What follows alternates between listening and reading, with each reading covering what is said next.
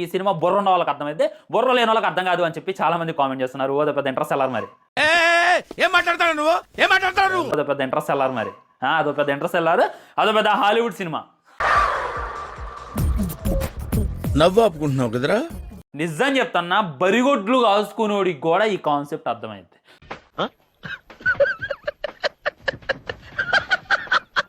Baahubali part 1 చూస్తున్నప్పుడు మీకు కలిగిన ఫీలింగ్ లో కనీసం ఎంటేక మందమైన ఈ రాజేసాబ్ సినిమా చూస్తున్నప్పుడు కలిగిందా? నాకు డౌట్ వచ్చే ప్రశ్నలు అన్నీ అడగద్దని చెప్పానా? రుద్దమాకండి. ఆడేమి రాజమౌళి కాదు, ఇదేమి బాహుబలి కాదు. అసలు నా గురించి ఏమనుకుంటున్నారా? నగ్గర్ర పౌరులు చూస్తారు. ఏం కల్కి అప్పుడు వీళ్ళు ఈ విధంగా వీడియోలు చేయలేదే? కల్కి అప్పుడు ఇంత నెగిటివ్ రాలేదే? సలార్ అప్పుడు ఇంత నెగిటివ్ రాలేదే? 10 రోజుల్లో సినిమా రిజల్ట్ అర్థమైద్ది అన్న అని చెప్పి ఆయన చూతుండో 10 రోజులు ఉండాలిగా భయ్యా థియేటర్లో సినిమా.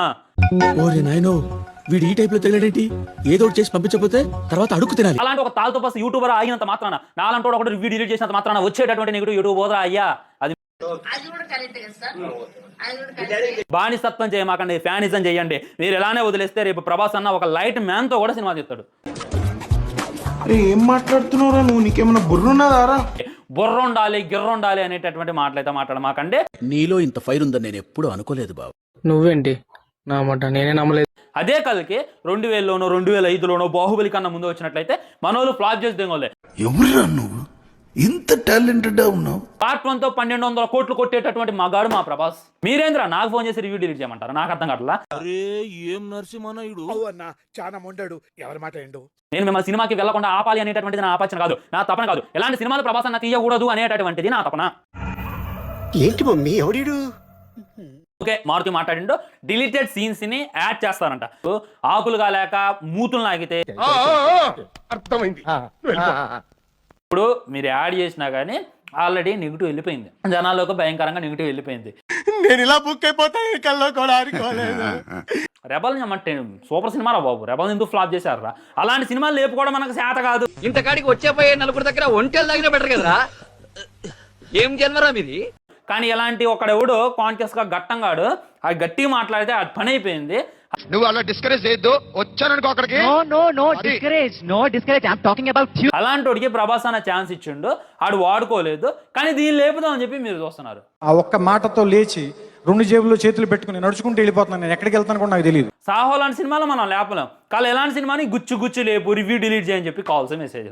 అది వాళ్ళ కర్మ, మేమేం చేయలేము కాబట్టి అది వాళ్ళకే వదిలేస్తాం. సినిమాలు కూడా లక్కో సినిమాలు, ఈ రాజసాబ్ సినిమానే తోపు సినిమా అనేటటువంటిది టాక్ వస్తుందా అని చెప్పి మారుతి మాట్లాడుతుండ్రు. సినిమా ఎలా ఉన్నా నేను వెళ్తా, ఎందుకంటే నేను అభిమాని. నేను మాట్లాడేది నార్మల్ ఆడియన్స్ గురించి, నేను మాట్లాడేది ప్రభాస్ అన్న ఇలాంటి ఎందుకు ఛాన్స్ ఇస్తాడు. ప్లీజ్ నన్ను వదిలేసి, కావాలంటే నా జేబులో 6 రూపాయలు ఉన్నాయి తీసుకో. ఇక్కడ దయచేసి నాకు రిక్వెస్ట్లు పెట్టొద్దు, దయచేసి నాకు వార్నింగ్లు ఇవ్వద్దు, దయచేసి నన్ను బెదిరియొద్దు. ఇప్పుడు ఏం చేద్దాం మనం? బెదిరియాల్సింది ఆ డైరెక్టర్ని. ఇంత డ్రెస్ ఇచ్చింది కదా, వెళ్ళి అడగండి, వెళ్ళి గల్లా పెట్టుకొని అడగండి. నాకే బతకొద్దు, నేను నీకు వెనకాలంటాను, ఫుల్ సపోర్ట్ ఇస్తాను. కొడక ఎలాంటి సినిమాలు నువ్వు తీసేది? ఇదా రాను మా రన్న రేంజ్.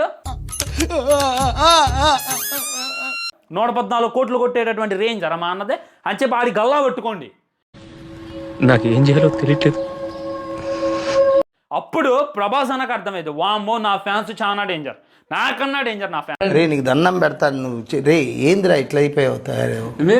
నేను వాళ్ళ కోసమైనా సరే సరైన సినిమా తీయాలి అని చెప్పి ప్రభాస్ కనిపిస్తుంది. ప్రభాస్ తో అప్కమింగ్ సినిమాలు తీసే వాళ్ళందరికీ కూడా ఉచ్చబడిద్ది. నిజమా అల్లుడు? అంతకంటే ఇంకేం కావాలి సార్? ఒకవేళ మనం రాంగ్ సినిమా తీసినామంటే ప్రభాస్ ఫ్యాన్స్ ఇంటికి వచ్చి గల్లా పట్టుకొని చెప్పు తీసుకోగలుగుతారని చెప్పి మిగిలిన వాళ్ళందరూ కనపడింది. ప్రేమ, అభిమానం, ఆప్యాయత, అప్పుడు ఒక రియలైజేషన్ అనేటటువంటిది వస్తుంది. అప్పుడు మంచి సినిమాలు వస్తాయి అనేటటువంటిది మళ్ళీ నేను మీకు చెప్పేది. వీడేంటి తెగ ఫీల్ అయిపోయాడు?